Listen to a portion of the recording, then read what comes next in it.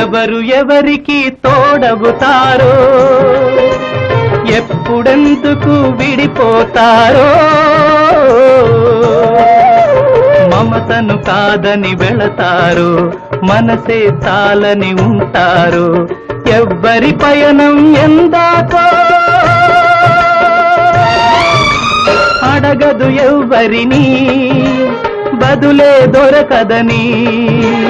అడగదు ఎవ్వరిని బదులే దొరకదని ఓ బాటసారి ఇది జీవిత రహదారి